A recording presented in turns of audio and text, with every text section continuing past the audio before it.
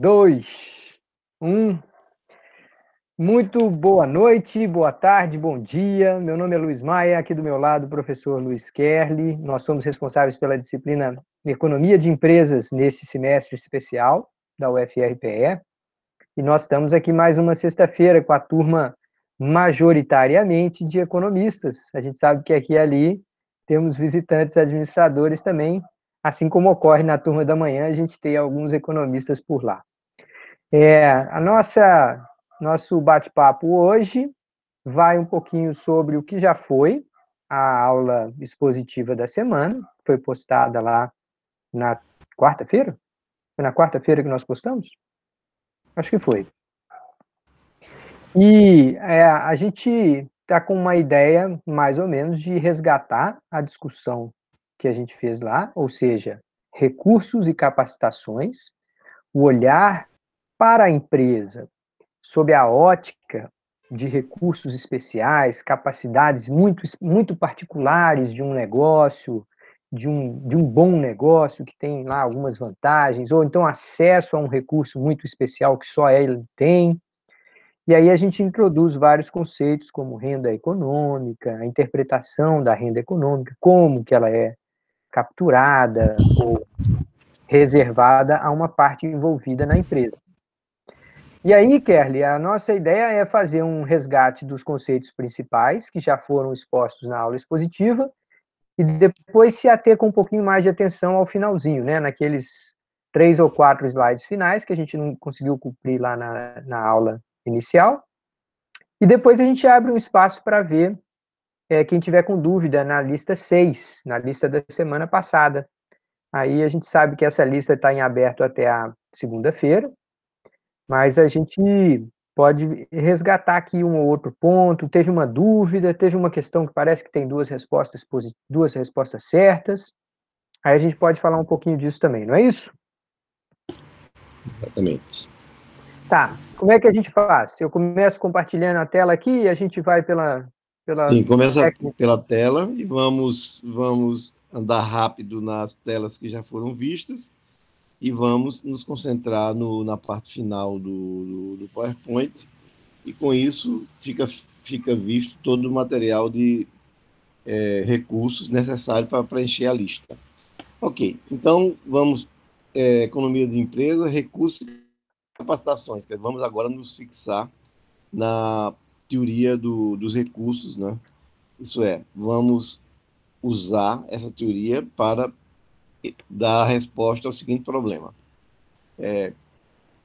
Por que é que algumas empresas, de uma forma consistente e de uma forma, não estou dizendo permanente, mas de uma forma durável, de uma maneira durável, mantêm resultados melhores do que outros? Ora, na teoria, quando nós estudamos o capítulo primeiro, na teoria dos mercados perfeitamente competitivos, a gente pressupunha que a homogeneidade das empresas, né? Então, a gente tinha lá. Mas existe uma tensão aí entre essa homogeneidade das empresas no modelo de concorrência e a heterogeneidade observável. Então, a gente, no nosso modelo de concorrência perfeita, a gente diz que as empresas são homogêneas, têm a mesma taxa de lucro, têm a mesma tecnologia. Não é isso que a gente vê. As empresas são heterogêneas em tecnologia, heterogêneas em resultados e lucratividade. Ok. Então, a pergunta é como é que a gente explica que existem empresas, então, que apresentam desempenhos consistentemente superiores a seus concorrentes? Nós vamos usar para isso a chamada teoria dos recursos. Teoria dos recursos, isso aqui eu acho que está vendo aí, né, Luiz? O Resource Based Theory. Quer dizer, tá vendo? Dá para ver daí, Luiz? Sobe um pouquinho. Aí, Resource-Based Theory. Tá Pronto. certo, deu para Então, ver. essa teoria dos recursos, né? Como é essa teoria que tenta explicar por que uma empresa pode manter uma situação superior às demais durante um tempo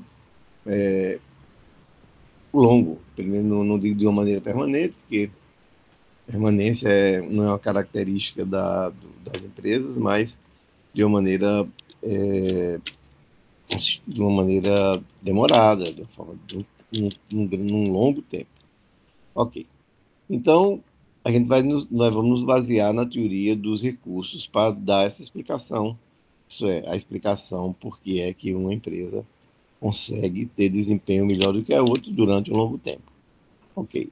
Primeira coisa que a gente tem que se lembrar que a gente já tinha visto que as empresas podiam ter resultados melhores do que as outras. Sim, mas a gente dizia que aquilo só acontecia por um curto tempo, e geralmente acontecia porque havia um deslocamento da demanda, e com esse deslocamento da demanda você aumentava o preço naquele segmento onde houve o deslocamento da demanda, e aí as empresas daquele segmento podiam ter lucro maiores. Demos o exemplo do caso do açaí. Se o açaí de uma hora para outra aparecer como um remédio para o Covid, ninguém tem dúvida no mundo que os produtores de açaí, os distribuidores, todos vão ganhar muito dinheiro com isso. Bom, mas também nenhum economista ou qualquer pessoa que pense no tema tem dúvida de que isso vai se acabar, porque as pessoas vão correr para produzir mais açaí, vão deixar de produzir outras coisas que produzem agora, ou vão abrir novas áreas para produzir açaí. O fato é que isso vai tender a acabar. Então, nós não estamos falando disso. A gente está falando de outra coisa. A gente está falando agora, nós vamos tentar explicar como é que essas empresas podem apresentar um resultado superior e permanecer por um tempo considerável nessa situação. E que não há uma tendência natural para que o mercado corrija aquela situação. O mercado não vai fazer uma alocação de recursos, uma nova alocação de investimentos, de modo a igualar novamente as taxas de rentabilidade das empresas. Então, não há essa situação de um equilíbrio instável que vai ser naturalmente resolvido pelo mercado. Não, eu estou falando agora, nós estamos falando de que não é um deslocamento da demanda que está provocando isso, não. Está provocando o resultado superior da empresa é o fato dela ter recursos superiores. E se lembrar que recursos, para nós, nessa nossa teoria, na teoria do recurso, é tudo o que a empresa utiliza para desenvolver sua atividade e oferecer seus produtos. Então, um recurso pode ser um ativo físico, pode ser terra, pode ser matéria-prima, pode ser recursos humanos, especialmente treinados, com capacitação, capacidades bem desenvolvidas, pode ser também organizacionais, que a empresa desenvolve novas tecnologias de gestão, e pode ser porque a empresa lança novos produtos, novos. Então, recursos para nós é tudo que a empresa utiliza para desenvolver suas atividades e oferecer seus produtos. E serão esses recursos que estão na base, e são esses recursos que estão na base da justificativa do desempenho superior das empresas. Beleza, Luiz? Para que a gente avance, nós vamos explicar claramente a diferença entre renda econômica e lucro econômico. Lembrar, como a gente já falou há poucos instantes, que o lucro econômico é aquele lucro acima da remuneração do custo de oportunidade de todos os itens de capital da empresa. Beleza, a empresa que paga todas as suas contas e remunera o seu custo de capital com base no custo de oportunidade dele, essa empresa tem lucro econômico zero. E geralmente vai muito bem quando tem lucro econômico zero. Significa dizer, mais uma vez, que as empresas pagou tudo que tinha que utilizar na sua produção e remunerou seu capital de uma maneira que ele não podia ser remunerado melhor em lugar nenhum do mundo. Por que ter pena desse lucro zero? De jeito nenhum. O cara pagou tudo que tinha e não tinha onde ganhar mais dinheiro do que aquilo que ele está ganhando ali, está reclamando de quê? Ora, isso é o lucro econômico.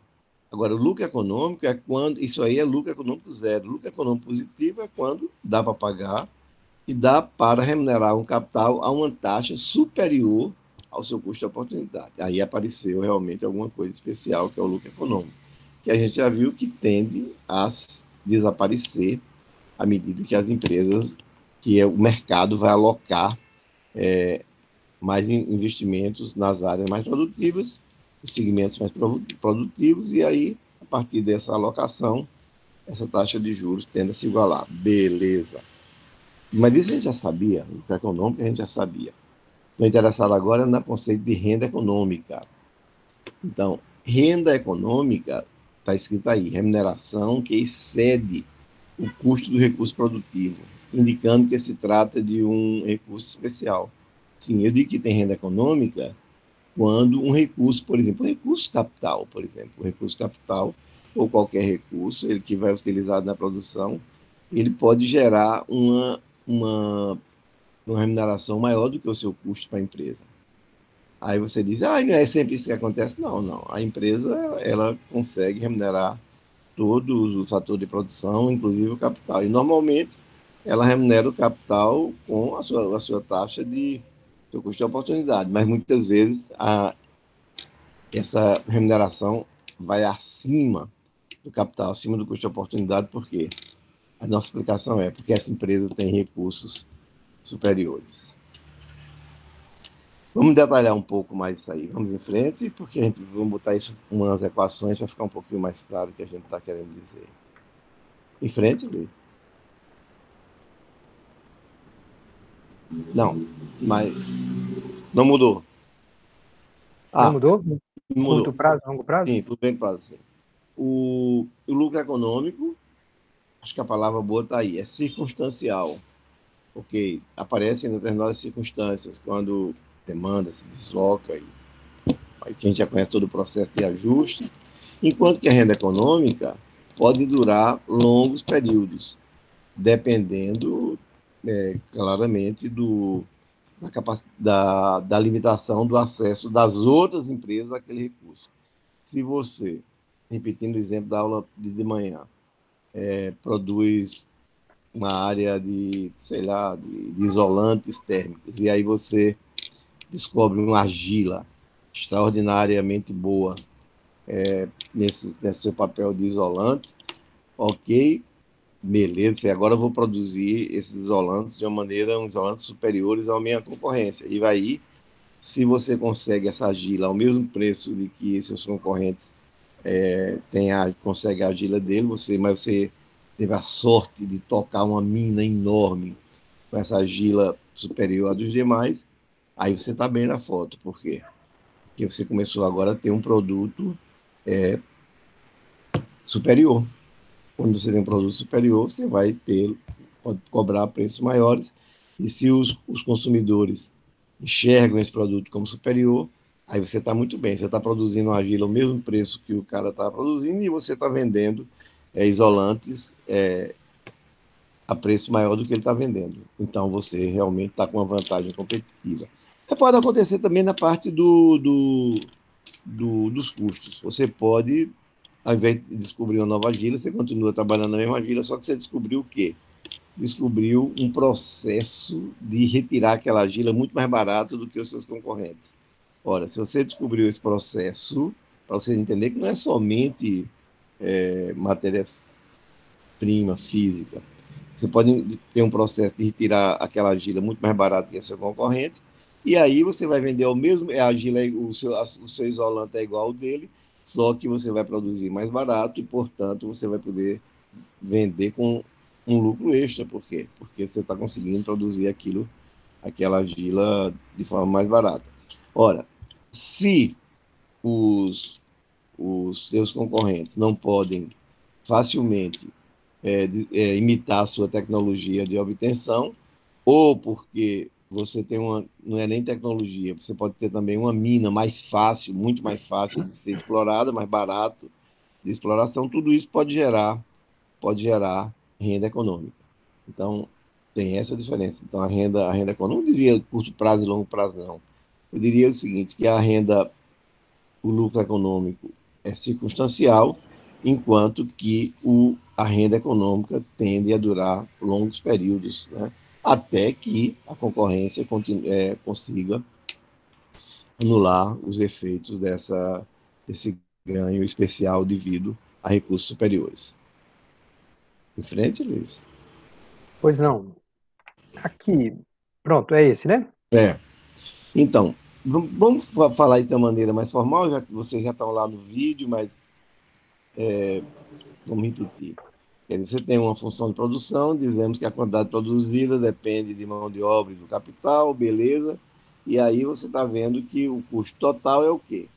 Você sabe disso, o custo total, o preço médio da mão de obra vezes o total da mão de obra, mais o preço médio, a remuneração média do capital vezes o total de capital. Esse é o custo total da empresa. Pode ir em frente, Luiz. Por outro lado, pode ir em frente. A receita total da empresa é simplesmente preço vezes quantidade. Né? Beleza. Ora, pode ir em frente, toda vez que a receita total superar o custo total, isso é PQ, preço vezes quantidade superar o custo total, aí você tem uma renda econômica. Repetindo o que a gente falou de manhã, alguém pode dizer, opa, peguei o professor pelo pé agora. Quando a gente estava estudando lá, ele falou isso aí era o que ele estava definindo como lucro contábil. A receita maior do que o capital. Não, não é isso não. A gente, quando estava falando lá na receita contábil, ou no lucro contábil, a gente estava falando receita maior do que despesa, mas nessa despesa daí não entrava custo de oportunidade do capital, não. Um contador não tava contando com esse custo de oportunidade do capital, não. Então, eu estou falando, a receita a receita é maior do que a despesa, eu considerando o custo de oportunidade do capital. Então, eu digo que existe renda econômica quando você pode remunerar os fatores de produção, remunerar o custo de oportunidade de capital e ainda sobra dinheiro aí. Então, nesse caso aí, você tem uma renda econômica. E como isso é possível? Como é possível, como a gente já viu, se você consegue ou ter um produto superior, produzido, digamos, a custo equivalente a dos seus concorrentes, um produto que os consumidores considerem superior, beleza, você vende por um preço mais alto, tem renda econômica.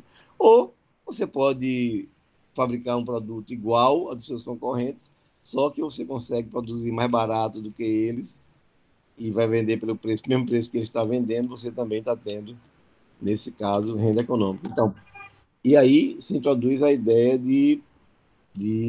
introduz claramente a ideia de vantagem competitiva. Então, a gente só diz nessa teoria que, uma maneira simples de dizer que uma empresa tem vantagem competitiva quando ela ou produz um produto igual, a custo igual e vende a preços mais altos, ou quando ela produz um produto com,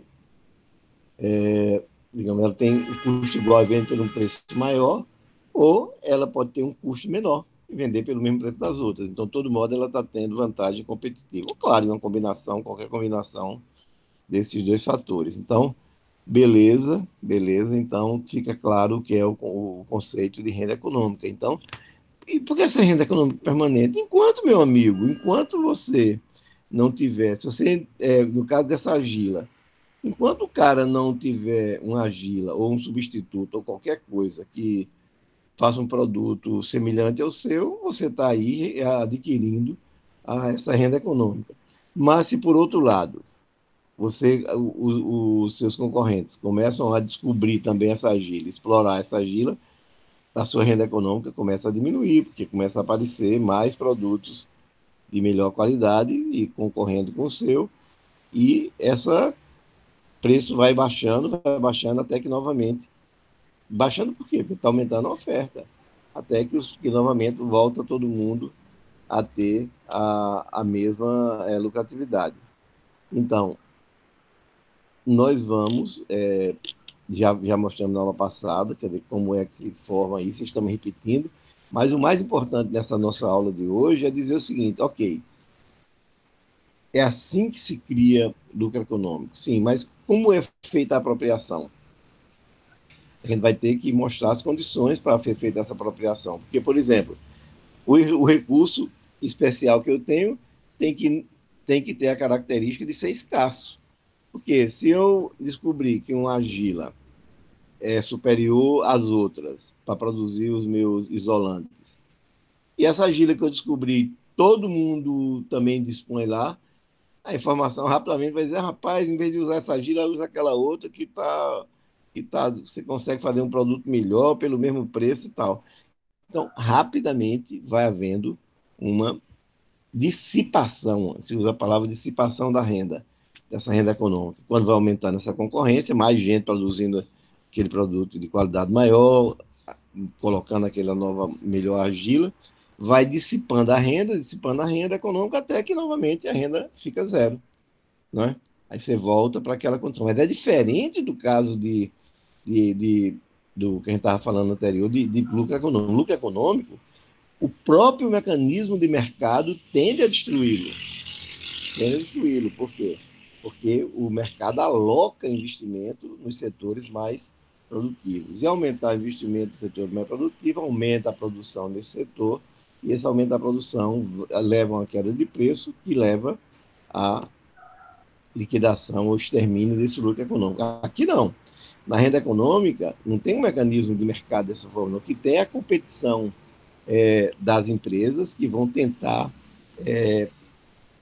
imitar esse recurso, substituir esse recurso, obter esse recurso, fazer tudo que lhe seja possível para também ter a mesma renda econômica e tal. No outro caso, a teoria diz que, inevitavelmente, o lucro vai desaparecer. Não tem como. Aqui não tem esse inevitavelmente, não. Se uma empresa descobrir um recurso especial que seja limitado, que não pode ser imitado, que não pode ser substituído de forma nenhuma, ela pode obter essa sua renda até um dia que essas limitações sejam levantadas, ou um novo substituto apareça, ou coisa desse tipo. Ô, Ok? Guerra, deixa eu dar um exemplo aqui que eu acho que me ajudou a enxergar a diferença de renda econômica e lucro econômico. Imagine que você tenha lá uma cadeia de restaurantes e que você gasta para manter aluguel das lojas, para fazer o seu marketing todo, todos os seus custos envolvidos, inclusive de gestão, a direção, o conselho de diretores e tudo, você gasta 100 milhões de reais. E o negócio está indo muito bem, você está prosperando, está gerando 100 milhões de reais para os acionistas. Então, o lucro contábil lá, que está sendo distribuído para os acionistas, 100 milhões de reais, Uhum. isso é um lucro econômico e a gente sabe e tal. Se for acima do que é o custo de oportunidade daqueles acionistas. Aí imagina que entra para a sociedade, compra 51% da propriedade daquele negócio, o Chitãozinho e Chororó. E eles falam assim, não, agora a gente é dono de 51% disso aqui, nós vamos colocar a nossa foto no logo, vamos colocar a nossa identificação aqui, e com isso, aquela mesma cadeia de restaurantes, com o mesmo tipo de comida, com os mesmos pratos e tudo, paga 100 milhões para manter a operação funcionando, só que gera 150 milhões. Gera Uhum. 100 milhões para os sócios em geral, mas gera uns 50 milhões a mais para o Chitãozinho e Chororó, porque eles foram lá. Então, houve uma captura desses 50 milhões na forma de renda econômica para esse elemento dentro da empresa, que era, no caso, um marketing muito bem feito, associando a imagem de sucesso dos caras Uhum. com aquele restaurante. Então, o lucro econômico, ele pode ser paralelo ou parte da renda econômica. Então, na verdade, a gente não está falando de dois conceitos tão distintos assim. Quando a gente fala em renda econômica, a gente está mais interessado em saber quem se apropria do excedente, de que forma que um excedente está sendo apropriado. Eu não sei se isso ajuda, mas, enfim, eu acho que Uhum. vale a pena para ilustrar o conceito também. Eu Concorda? também acho que a gente deve centrar nesses dois aspectos. Que no lucro econômico, o mecanismo de mercado tende a extingui-lo, que Isso. a renda econômica não há esse mecanismo no mercado. E É. segundo, que no lucro econômico, o, o, ele tende a ser de pouco tempo, durado pouco tempo, enquanto que na renda econômica vai durar enquanto o diferencial de recurso persista. Boa. Muito bem. Pronto. De onde é que vem? A gente já sabe o que é, já sabe que ele está usando, mas de onde é que vem a renda econômica, né? Então, a renda econômica, a gente já falou também sobre isso, acho que a gente pode passar rápido, tanto pode vir porque a gente tem um resultado devido ao aumento da receita, você considera fazer um produto superior ao mesmo preço, ou você pode fabricar o mesmo produto com o mesmo custo e com um custo menor, e aí se você vende pelo mesmo preço com um custo menor, certamente você também obtém renda econômica. Então essas são as fontes de vantagem competitiva. Bom, uma coisa também que só para é uma classificação, mas que você vai ouvir falar esses nomes o tempo todo, é bom também ficar consciente disso. Geralmente se define essas rendas de dois tipos, rendas ricardianas e rendas schumpeterianas. Ricardianas, em homenagem ao economista David Ricardo, que os economistas conhecem de cós salteado, mas eu acho que mesmo o pessoal de administração sabe que eu vou falar em Ricardo, David Ricardo, que foi um camarada que desenvolveu uma teoria de rentabilidade diferenciada. Ele era um economista da Inglaterra do século XIX, então um economista que estava muito ligado à terra, né, à produção agrícola. Então ele dizia que você tinha empresas ou explorações agrícolas que eram superiores, que tinham a taxa de lucro superior, porque ele tinha terras melhores. Então, quem usava as melhores terras, e depois quem vinha depois ia pegando outra terra, outra terra, outra terra, cada vez terras mais fracas, de modo que os rendimentos eram diferenciados porque as terras eram melhores. Então, é em homenagem a Ricardo, que se chama de recursos ricardianos. Esse tipo de recursos que a empresa tem, que gera para ele uma renda extra. Então, porque geralmente essas rendas ricardianas estão associadas a recursos que as empresas não podem reproduzir, os concorrentes não podem reproduzir, a recursos escassos, né? Que são típicos por exemplo, como nas terras superiores com localização privilegiada. Às vezes uma empresa ela tem renda econômica simplesmente porque ela tem uma localização privilegiada. É muito comum isso, principalmente, digamos, na área de logística, por exemplo. Pô, se você tem uma localização privilegiada em caso de logística, isso é um recurso extraordinário que pode gerar renda extra. Você tem, às vezes, uma logística com as mesmas instalações, o mesmo capital, que tudo muito similar, mas, para a sorte de alguém, uma está localizado numa área onde converge um fluxo muito mais fácil, muito maior, e as coisas acontecem de uma maneira muito mais desenrolada, de modo que quem tem essa localização aí tem uma renda econômica. Então, renda ricardiana, agora é bom que se diga também que ela não estou dizendo que ela provém necessariamente de matérias-primas, de terra. Não, não, não. Ela pode provir de qualquer fonte. Uma renda ricardiana pode claramente, ou sem nenhum problema, vir de uma mão de obra superior, de uma administração superior, de qualquer coisa. Então, tudo isso são recursos e a gente chama de recursos ricardianos. Quer dizer, a empresa possui esse recurso, a empresa se diferencia por esse recurso e a empresa obtém rendas extras, chamada renda econômica, pelo fato de que possui esses recursos diferenciados. Então, lendo o que está escrito aí, renda ricardiana não provém necessariamente de recursos naturais diferenciados.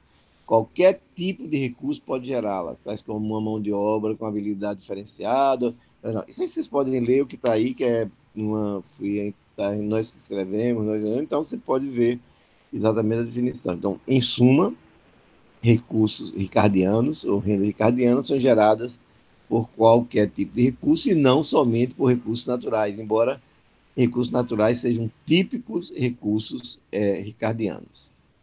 Pronto, Luiz. Aí a gente diferencia essas rendas ricardianas das rendas schumpeterianas. E as rendas schumpeterianas são chamadas rendas do empreendedor. Schumpeter é um economista austríaco que não, certamente não do porte, mesmo porte intelectual de Ricardo, mas isso também é minha opinião.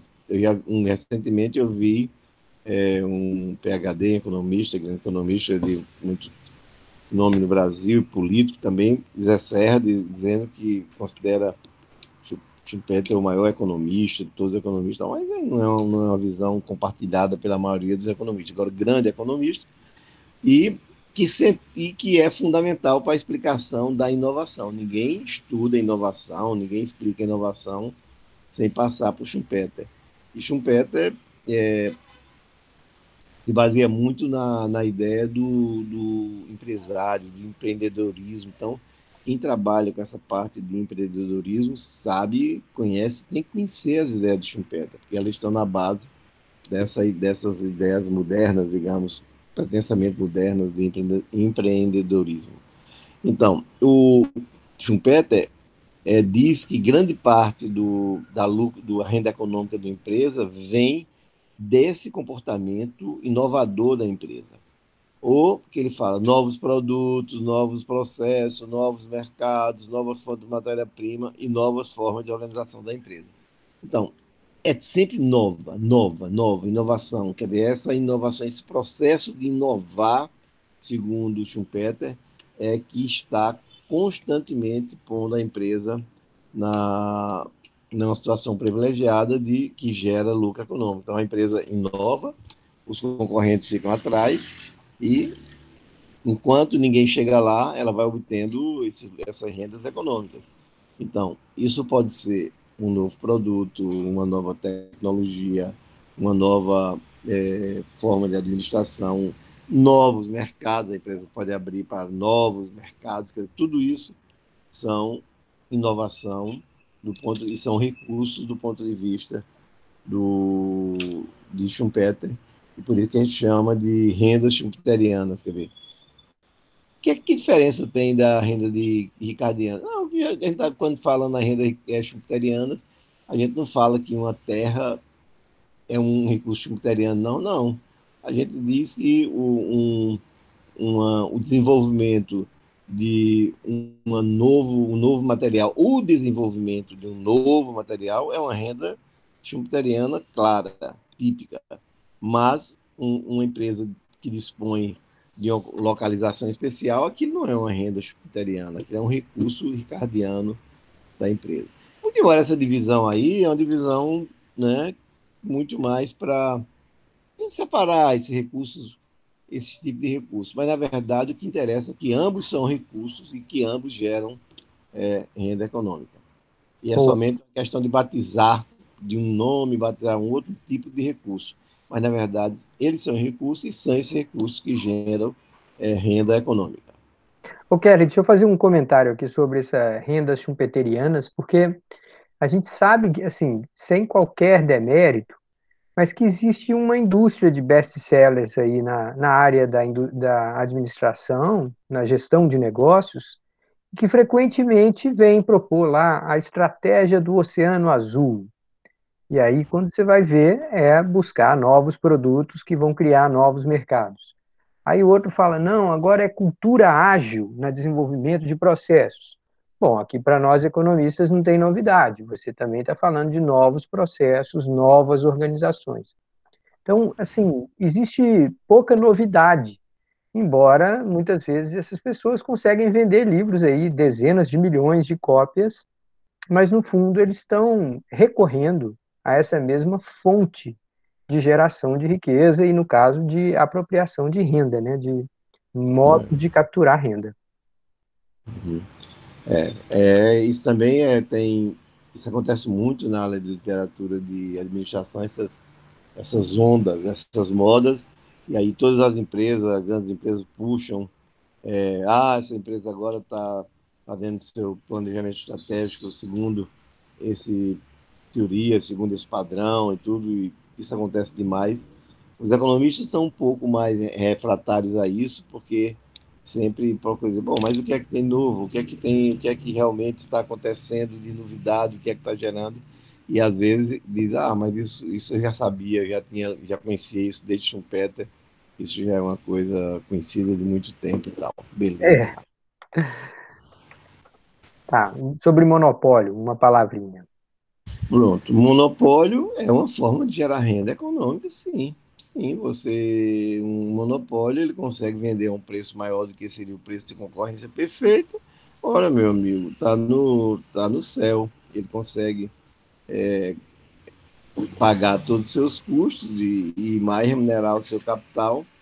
Eu digo pagar todos os custos, quando eu digo capital, ou trabalho, matéria-prima, tudo mais, e remunerar seu capital acima do custo da oportunidade. Claro, ele tem um monopólio, ele vende por um preço acima do preço que seria o preço de equilíbrio na concorrência perfeita. Aí, meu amigo, você está muito bem. Só que isso aí não é exatamente um recurso, né? Você tem uma renda econômica, não porque você tem um recurso superior, e sim porque você tem uma concessão que pode ser muito bem-vinda. Pode ser muito bem-vinda. Às vezes o monopólio vem de uma patente. Uma patente é um monopólio temporário. Então, ninguém é contra um monopólio temporário. Se o cara desenvolver uma patente importante que dá a ele vantagem em relação aos seus competidores, então, mesmo quem é defensor do mercado de concorrência, como eu sou e como o Luiz é, ninguém tem nada contra você dar um monopólio temporário a um cara que tem a patente. Por quê? Porque isso é um incentivo muito grande para que a empresa gere novos recursos. Né? É um incentivo muito grande para que a empresa desenvolva recursos jupiterianos, quer dizer, com a pesquisa e tudo. É um prêmio, é uma espécie de prêmio. Então, o monopólio não é qualquer monopólio, não. Um monopólio de uma pesquisa, que o cara. Imagine que o cara faz quando ganhou o monopólio do Viagra, pô, ele ganhou um monopólio que tornou a Pfizer uma empresa extremamente rentável, né? Por quê? Mas ela desenvolveu um produto que foi um sucesso, um dos maiores sucessos da indústria farmacêutica. Você imagine se o nego agora desenvolve umas vacinas especiais contra a Covid, pô, o cara vai ganhar fortunas e vai querer, né? Vai querer patentear tudo que ele puder patentear para receber a remuneração dos milhões, centenas de milhões que as empresas estão gastando. E tu pode imaginar só o teste de uma pesquisa dessa, quanto é que custa? Só o teste. Só o teste. Milhões de pessoas vão ser utilizadas. Já pensou um experimento onde milhões de pessoas, milhões, você vai ter que aplicar a vacina e controlar e ver o resultado? Imagina só o custo de uma coisa dessa. Então, as empresas vão querer patentear tudo que elas puderem para quê? Para se reaver dos investimentos feitos e obter lucros e obter renda econômica para remunerar esses recursos que ela desenvolveu.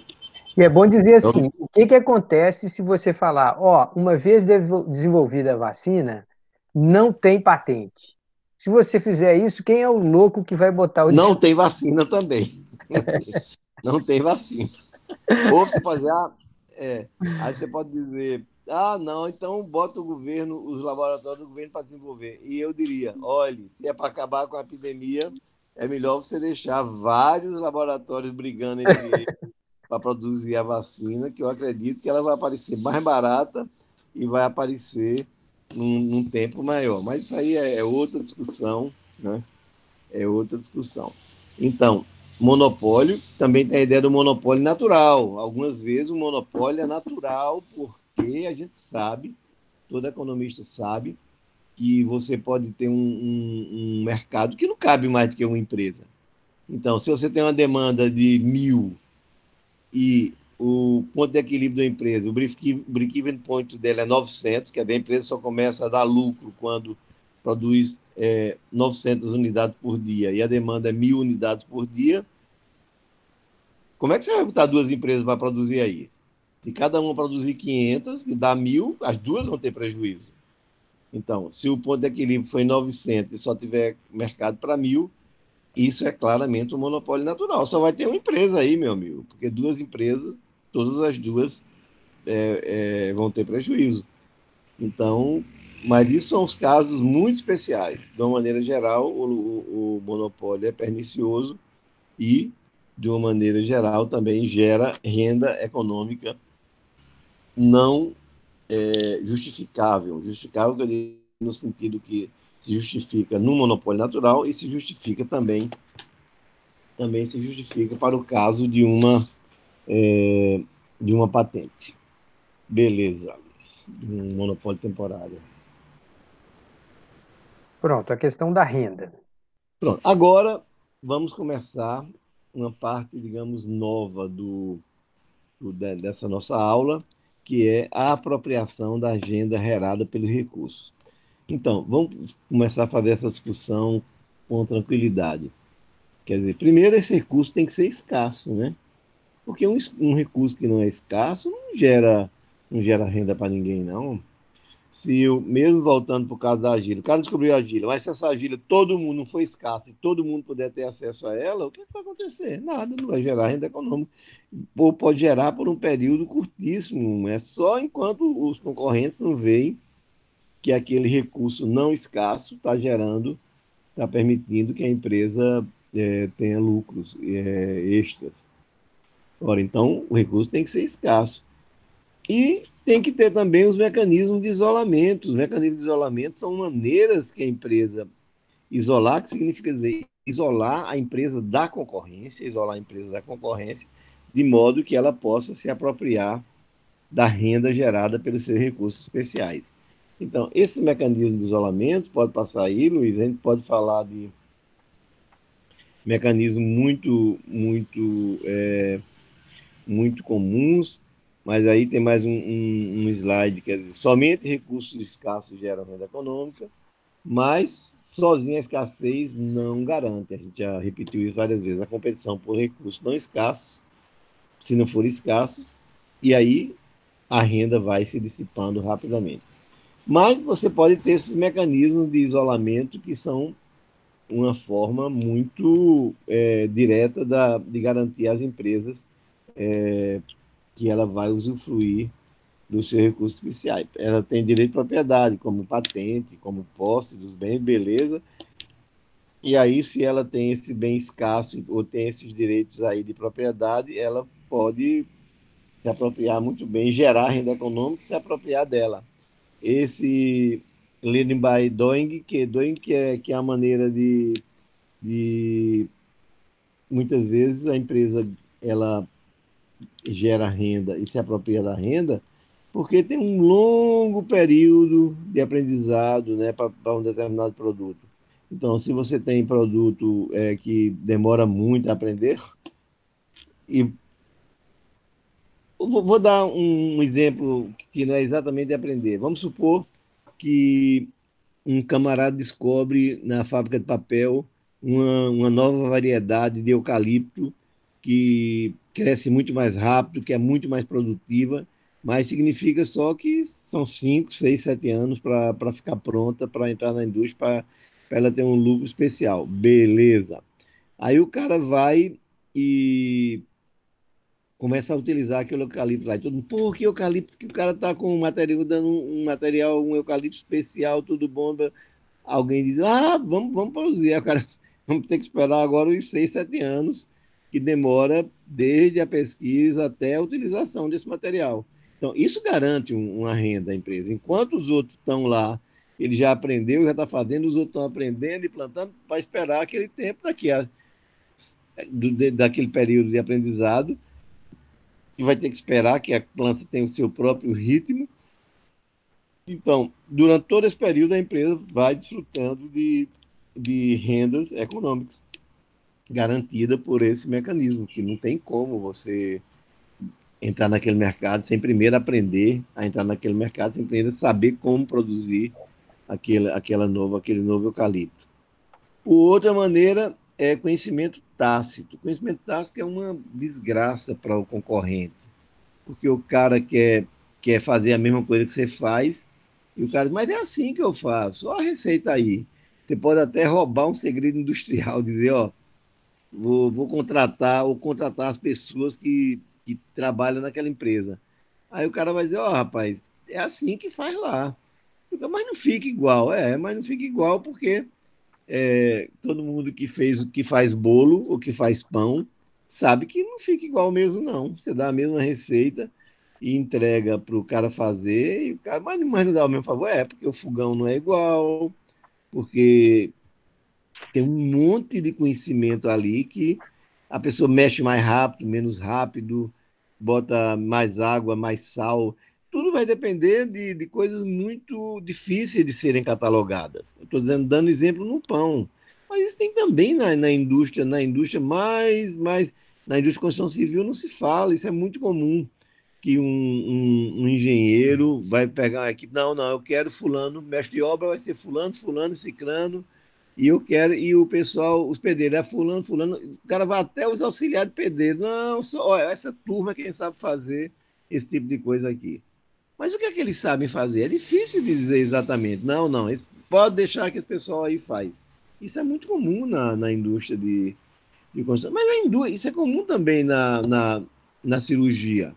Você tem um grupo de cirurgiões que operam junto, que faz junto, mas o que é que eles fazem que os outros não fazem? Meu amigo, é difícil de dizer. É porque o cara sabe que se o outro cirurgião ele começar a andar rápido com a mão, cortar rápido, as pessoas que estão na anestesia que já sabem que precisa ir mais rápido também, não precisa nem falar.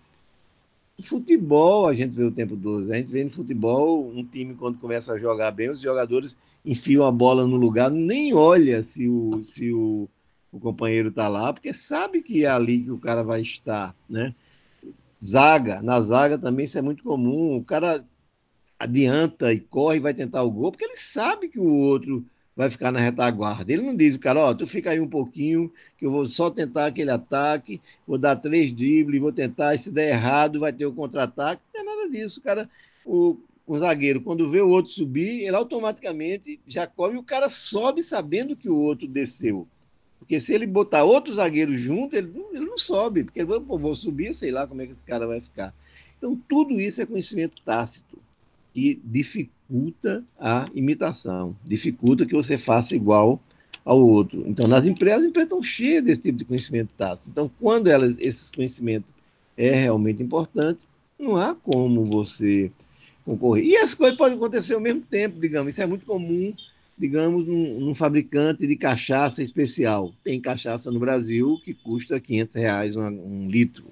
Facílimo de ver. Ontem mesmo eu vi uma 470 para 750 ml, então 600 o litro de cachaça. Ok, o cara tem terras, o cara tem beleza, cana, mas tem também um monte de conhecimento tácito ali.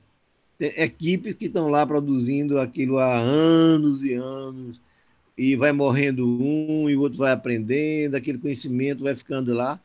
E o que é mesmo que o cara ensina ao outro? Sabe-se Deus, sabe-se Deus. Quer dizer, esse funciona muito mais no esquema de mestre, né? O mestre vai puxando e os outros vão seguindo, vão fazendo. É muito mais isso do que uma receita explícita. Então, quando você tem uma receita explícita, é muito mais fácil de você concorrer. E é por isso que quando o conhecimento é tácito, nunca ninguém fala em patente. Nunca ninguém fala em patente. Mais uma vez, Rubinho não pediu para patentear a pedalada dele de jeito nenhum. Pediu de jeito Robinho. nenhum. Robinho. Robinho. Você falou Rubinho, deu para Rubinho, entender. Eu quero o piloto de o Fórmula piloto, é. Esse não patenteou o chegar atrasado sempre. O, então, Robinho nunca patenteou a pedalada dele, porque não precisa, porque você pode deixar ver, fazer, claro, você vai imitar, mas não é assim. Aquilo ali é um conjunto de características, de propriedade, de informações, e tudo que está gravado no cérebro, nos nervos, nos músculos. Quer dizer, não é Opa, simples de pratos, grandes restaurantes. Você tem um prato que um filé de um restaurante, uma que todo mundo.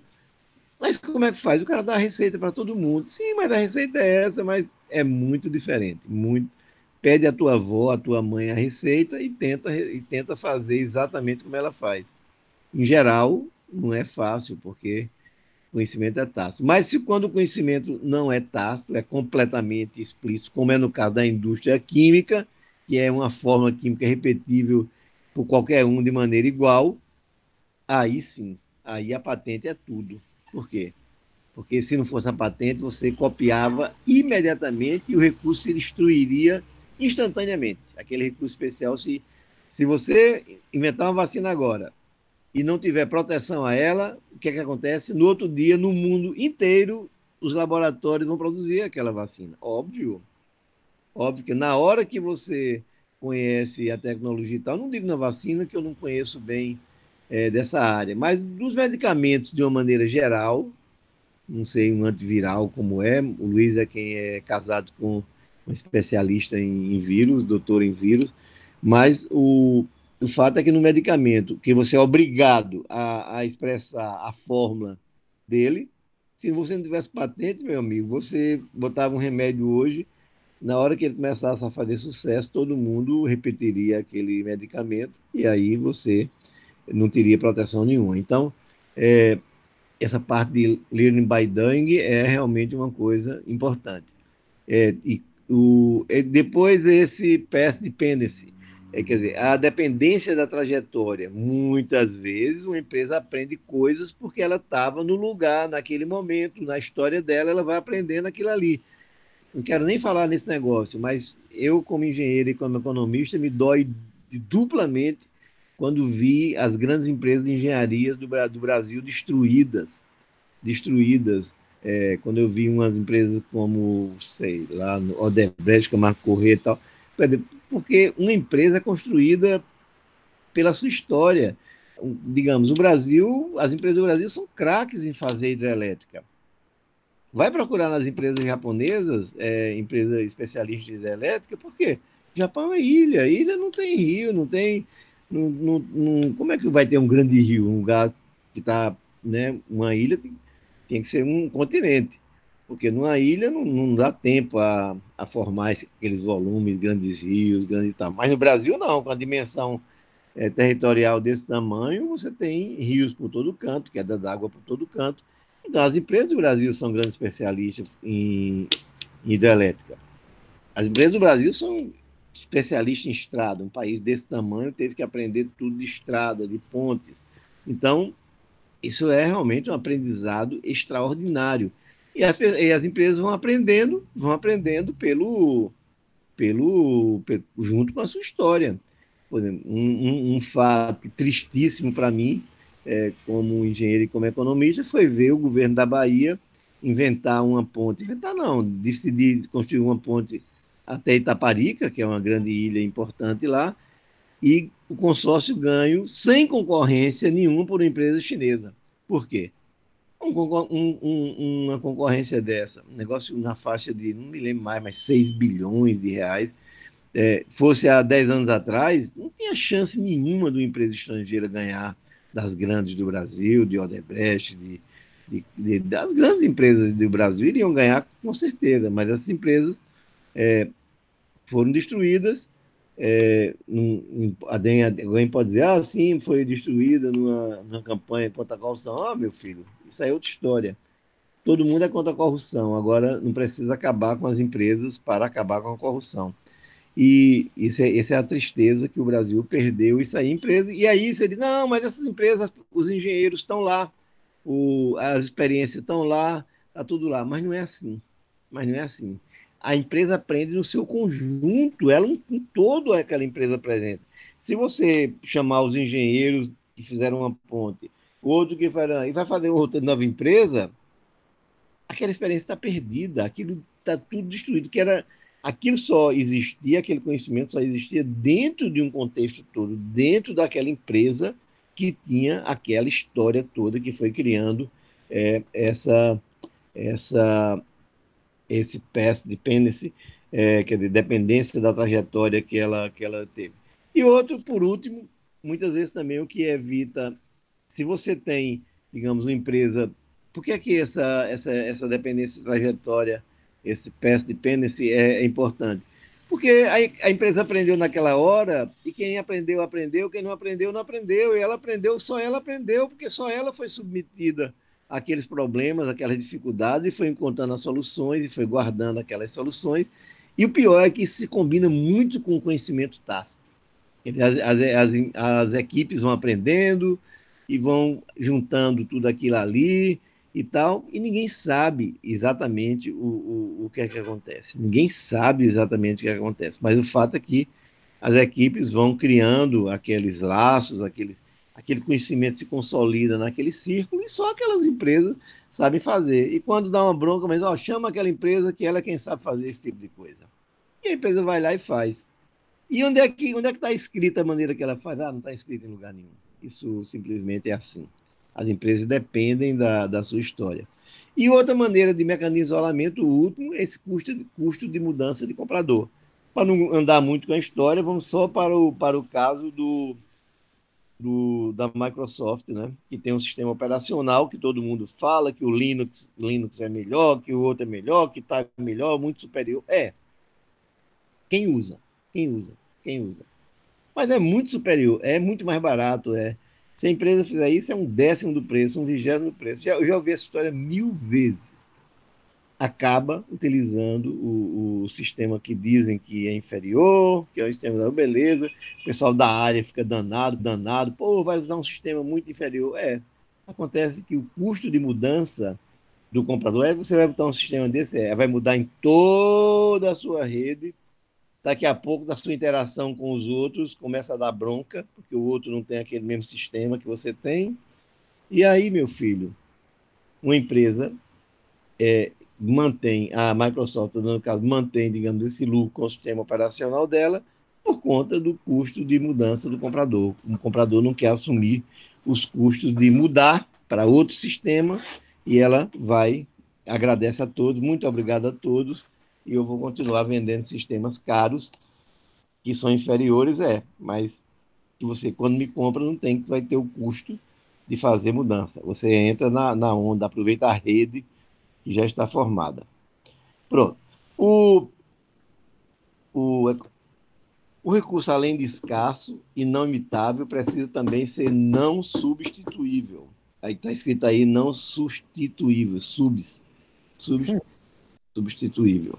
É, Então, o, quer dizer, não é só a empresa, além de ser escasso, ele precisa não ser não imitado, não imitável, porque você pode ter um recurso escasso, pode, mas o cara pode imitar, fazer outra coisa que imita aquilo ali, que simula aquilo ali e funciona muito bem. Ou pode ser substituído por outro. Isso aqui é um recurso para especialista. Mas eu posso usar isso aqui que dá o mesmo resultado, né? Então, é aí que vem essas chamadas condições VRIM. VRIM no sentido de ver valuable, quer dizer, real, quer dizer, inimitable e non-substitutable, quer dizer, não tem valor, gera valor, é escasso, é inimitável e é não substituível. Se você tem essas condições VRIM todinha, aí você você tem um recurso que é escasso, né? Que gera valor, que não pode ser imitado, que não pode ser substituído, aproveite, meu amigo, aproveite a sua renda econômica e seja muito feliz enquanto durar. Mas eu só tenho que dizer uma coisa a você. A última coisa que eu vou lhe dizer a esse camarada que está com o vinho dele é que precisa que está no mercado que não seja um mercado de informação perfeita, né? Um mercado de concorrência perfeita, isso aí não teria chance nenhuma de acontecer. Por quê? Porque mesmo um recurso cheio desses requisitos todinhos, você acabaria, digamos, se você tivesse um mercado perfeito, uma concorrência perfeita, informação perfeita, pode ficar tranquilo. Esse recurso ia ser aproveitado pelo seu proprietário e não pela empresa que estava usando. Então, se você, por exemplo, vamos pensar aquele exemplo de localização, e foi o mesmo exemplo que eu dei de manhã. uma empresa constrói dois grandes terminais de logística, um virado nas costas do outro, um virado para um lado, outro para o outro. Só que um dá para uma estrada muito melhor. Ninguém sabia quando fez os dois, achava que o tráfego ia ser o mesmo. Mas aconteceu que o tráfego numa área ficou denso e o outro pouco denso e tudo mais, e um centro de logística começou a ficar muito mais interessante do que o outro. E vamos dizer que uma empresa, isso é muito comum, a empresa vai alugar, digamos, a área de logística, de armazenamento, de outro e tal. Você acha que os proprietários desses centros iam alugar pelo mesmo preço? Claro que não. Ele sabe que o que tem um gera agenda econômica em relação ao outro. E pode ficar tranquilo. Se esse aqui gerar 40 de renda econômica em relação ao outro, o aluguel dele vai cobrar 40 a mais do que o outro para adquirir, para ele mesmo ficar com esse recurso. É claro, porque se ele alugar por 35 de diferença e ele gerar uma renda de 40 a mais, ainda tem 5 de diferença, o cara, tá bom, mesmo pagando 35 a mais, ainda tá bom para mim.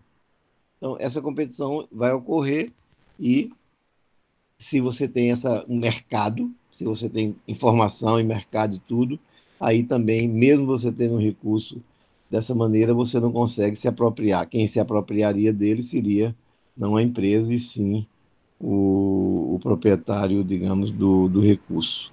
Né? O time de Pronto, eu futebol, acho. o time de futebol que ganha o campeonato e o craque do time fica multimilionário e no ano seguinte você vai ver lá o time tá no perrengue de novo, tá lutando para contratar reforço e tudo. Uhum, Você fala, quem capturou aquela renda ali? Foi o uhum. cara, né? Foi o Romário, foi o grande craque lá. É muito comum isso, de uns times com jogadores milionários e o time vai muito mal financeiramente. Então, pronto. O requisito fundamental é imobilidade imperfeita. No mercado de imobilidade perfeita dos recursos, ninguém pega a renda de ninguém. Aí você cai naquele caso de lucro econômico. Você gera lucro econômico eventual, mas se tiver mobilidade perfeita, isso rapidamente se extingue através de mecanismo de mercado. Acho que aí tá bom, né, Luiz? Acho que isso aí complementa a aula e com isso fica todo mundo apto a responder o questionário que a gente vai divulgar daqui a poucas horas. Pois é, tem uns minutinhos ainda. Eu não sei se alguém gostaria de perguntar alguma questão específica do questionário 6, né? O questionário da semana 6, que era aquele sobre contratos sob risco, ou se a gente pega logo aquela questão 8, que foi uma questão que um dos alunos, alunas aí, identificaram e nos ajudaram a corrigir, que ela tinha duas respostas corretas. Então vamos ver aqui no chat, quem que gostaria de se manifestar. Aliás, vamos fazer até o contrário, começar com o seguinte. Aqui tem o Rick falando assim, uma patente pode ser considerada uma renda econômica? Sim, eu acho que os fluxos de retorno, né, que são capturados pelo dono da patente, certamente são. Uma patente gera renda econômica. É. Agora, Seguramente. Se também não tem patente gerasse, que não gera nada também, viu? não, quer dizer, uma Se patente você rentável. procurar lá no Google, o Google tem Tem uma área patente só para de tudo, é. patentes. Você vai ver centenas de milhares de patentes que nunca tiveram potencial comercial realizado, porque eram coisas que não eram condizentes ali com a realidade de custos, com a realidade técnica. Era possível fazer, o cara foi lá e registrou, mas nunca ganhou um centavo com aquilo. Eu tinha um colega de engenharia, da escola de engenharia, que ele tinha essa mania de pensar coisa, inventar coisa. Eu me lembro que o, o sistema Luiz César Veriano Ribeiro estava fazendo um grande cinema aqui em Recife, e ele sacou uma série de nomes que seriam bem, que poderiam ser utilizados, e registrou aqueles nomes todinhos, dos cines, se antecipou. E, na verdade, chegou a negociar um desses nomes. E outra coisa que eu me lembro perfeitamente, que tinha um carro de luxo naquela época, e ele fez uma patente de pôr um pente. Os carros começaram a ter espelhos, né? Era Aham. uma novidade o carro ter o quebra-sol que virava um espelho. E ele teve a ideia de pôr um pente junto no espelho e vendeu para um fabricante. É, não deu para ficar rico, mas deu para fazer umas farras. Com esse dinheiro ele Pois é, fez algumas farras. eu tive um amigo canadense lá que entrou na minha casa, lá nos Estados Unidos, e viu de pendurado na janela, na parede da cozinha, aquilo que a gente chama de puxa-saco, que é um cilindro assim de pano, onde a gente coloca ali os sacos de compra e vai puxando por baixo, um por um, vai saindo um por um ali. E aí ele ficou encantado com aquilo e ficava falando: não, Luiz, você tem que explorar isso aqui comercialmente, você vai ficar rico. E eu tentava explicar para ele: meu amigo, olha, isso daí qualquer um faz, é fácil de imitar, e ninguém nunca vai pagar esse dinheiro todo por um puxa-saco e tal. E ele falava: você está deixando passar a oportunidade da sua vida. Era uma figura. Tá, então vamos lá. Se ninguém tiver pergunta específica, eu vou abrir lá na pergunta 8, que foi uma que a gente observou que tinha duas respostas corretas. Apareceu alguma coisa aí no chat, Kerry? Não, até agora não. Esse pessoal hoje está Você cansado. está perguntando alguma dúvida nos seus questionários e ninguém se manifestou. O pessoal está muito cansado hoje, Kerry. Vamos fazer essa questão 8 e aí, se aparecer mais alguma, a gente faz. Senão, a gente deixa Tá essa bom, turma. já são 8 horas, já tem. Tá, então, ó, vamos lá. Vou apresentar aqui. Janela inteira, tela inteira. Pronto, fica mais fácil assim. Compartilhar. Tá aqui, questão 8. Dentre as afirmativas abaixo, identifique e marque a que considerar correta. Primeira. Eita, peraí, que aqui não está aparecendo direito, não. Deixa eu colocar assim nas respostas, já que a gente já vê, inclusive, como que a turma respondeu até aqui. A primeira diz assim: um contrato é primeiro melhor quando o principal se apropria de todos os ganhos do empreendimento, oferecendo ao agente o mínimo necessário para que ele aceite o contrato. Essa Isso. definição está correta, é o nome que a gente chama. É como se fosse, entre aspas, o contrato ideal, porque o contratante se dá bem, né? Então, digamos, essa é a situação ideal para o contratante. Ele só paga o valor, no É, mais, paga o valor o valor mínimo que ele poderia pagar, que é o custo de oportunidade do justo. contratado. A segunda fala assim: a eficiência no compartilhamento do risco implica que a maior parte do risco é alocada para o agente com menor disposição de aceitar o risco. Opa, peraí. Então, O cara que tem menor vontade de aceitar o risco vai pegar o máximo do risco? Isso não parece ser eficiente, né? Pelo contrário, a gente pensa assim: um cara que tem já propensão ao risco, você não precisa pagar ele muita coisa para ele correr risco. Ele não vai ter tanto desconforto, né? Então você não precisa compensá-lo de uma maneira tão generosa. Aí a terceira fala: um agente neutro em relação ao risco pode aceitar todo o risco inerente à atividade contratada. Gente, essa é mais uma afirmativa verdadeira. Então tem duas verdadeiras nessa questão. Por que essa é verdadeira? Porque o fato de dizer que alguém é neutro em relação ao risco quer dizer que ele nem tem um desconforto muito grande em assumir risco e ele nem tem uma, digamos assim, predisposição, inclinação, prazer em assumir risco. Ele é um cara que está ali, enfim, não é como a maioria dos mortais. A maioria dos mortais tem aversão a risco, né? Tá, esse cara pode ficar com todo o risco? Depende. Se o outro cara com quem ele estiver negociando for muito avesso ao risco, esse outro que é muito avesso ao risco pode concordar de pagar ao sujeito neutro ao risco para assumir todo o risco. Então, a questão chamam de aversão relativa ao risco. Se tiver da outra ponta do contrato alguém muito avesso ao risco, essa pessoa provavelmente vai se predispor a compensar o agente neutro ao risco para assumir todo o risco. E na última fala assim, um agente avesso ao risco não aceita assumir qualquer risco, independente das demais condições do contrato. É falso. Ora, dependendo de quanto você paga.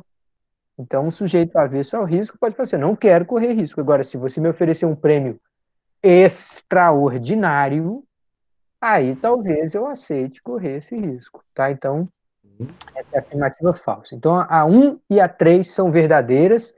Não se preocupe se você marcou qualquer uma delas e já submeteu, independente de qual foi a respostinha que você recebeu lá, as duas foram pontuadas, tá? Na hora que a gente mostrar a nota para você, você vai ver que todo mundo que respondeu 1 ou 3 para a questão 8 ganharam os pontos. Então, perguntas, comentários. Ah, questão 9 também. Eita, agora apareceu. Então vamos lá. Tá vendo que o pessoal anima? Estou vendo. É Hannah Arcanjo, ou Hannah, Hannah. Hannah. Hannah Arcanjo. Ana, professor. Ana, já tinha dito, Ana, desculpe, na outra Já. aula você já tinha falado. Eu tenho Eu que eu conheço uma Hannah e fico misturando com o Hannah que eu conheço.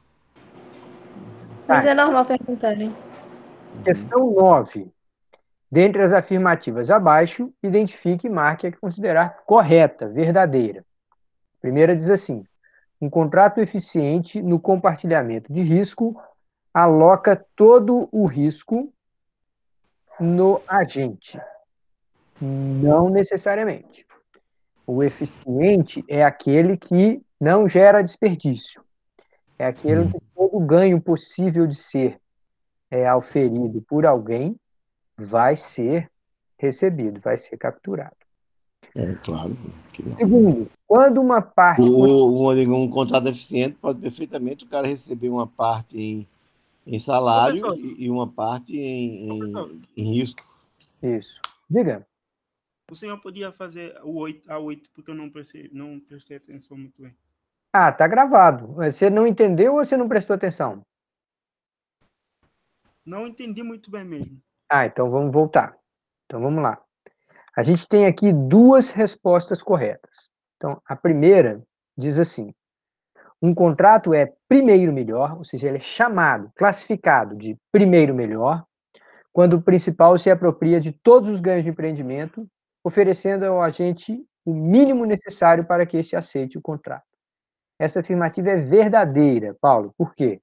Porque se a gente dá esse nome de primeiro melhor, é como se a gente dissesse assim, qual que é a melhor situação para o principal?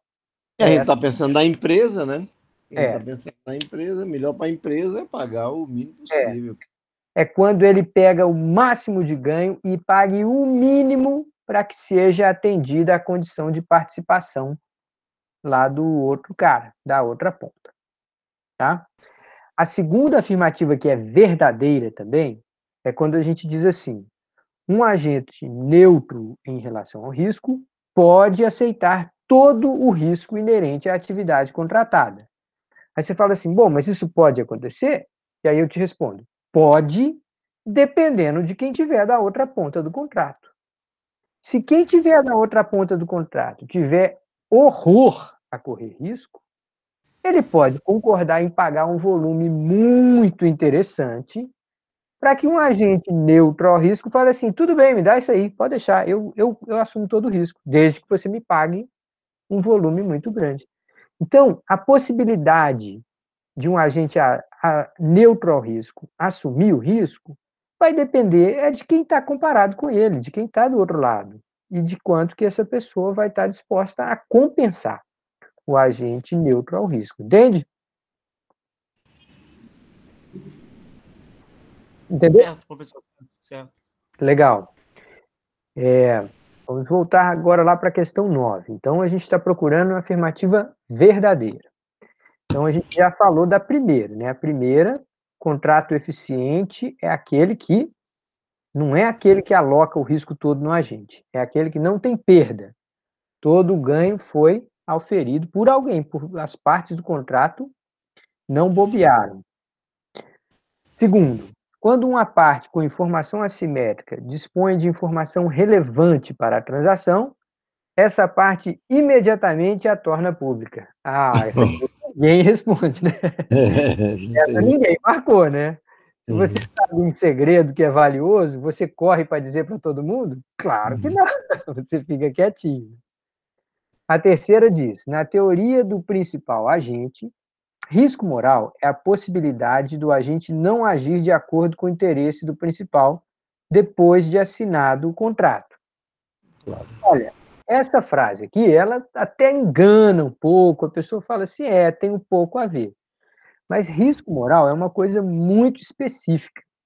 Risco moral diz assim, se você expõe a empresa a um risco porque você sabe que você não poderá ser culpado, responsabilizado por aquilo, você está protegido de assumir, de encarar a responsabilidade, os custos dos seus atos, aí você age daquela forma, tá? Isso pode ou não estar envolvido, né, numa questão de interesse do principal e o interesse do agente, tá? E a última fala assim, se o trabalho do agente é observável e seu resultado não afeta o lucro do principal de forma significativa, um contrato de salário fixo é apropriado. Então, aqui, gente, é aquela história, assim, hipotética, em que o principal, o sócio, o dono da empresa, consegue saber exatamente o grau de empenho do agente. Se for assim, ele pega e fala assim, meu amigo, eu consigo saber exatamente se você se empenhou. Portanto, o seu salário é 10 mil reais ou zero. Você se empenhou, recebe 10 mil reais. Não se empenhou, é zero. Está demitido. Acabou. Justa causa. Uhum. Então, nesse caso, o salário, de fato, pode ser fixo, porque não há dúvida. Não há a tentativa de incentivar. Né? O sujeito não está falando, olha, se der mais certo, eu te pago um pouco mais, nem nada. Ele vê se houve empenho máximo ou se não houve. Tudo bem? Tudo bem. Então, matamos aí para vocês as questões 8 e 9, que poderiam estar gerando mais dúvidas. E vamos chegando a 8 e 10, uma hora boa para abrir cerveja, né? A aviação, 8 e 10 é a hora limite de acabar com a aula. Os alunos, a partir de agora, já estão aqui em homenagem ao professor. É isso aí. Tá bom, gente. Olha, bom fim de semana para quem está assistindo esse vídeo depois. Um abraço. Qualquer coisa, contacte a gente pelo grupo de WhatsApp ou por e-mail. Bom fim de semana, doutor Kelly. Bom fim de semana para você e para todos. Bom fim de Um semana. abraço. Bom fim de semana. Até mais. Abraço, gente. Tchau, tchau.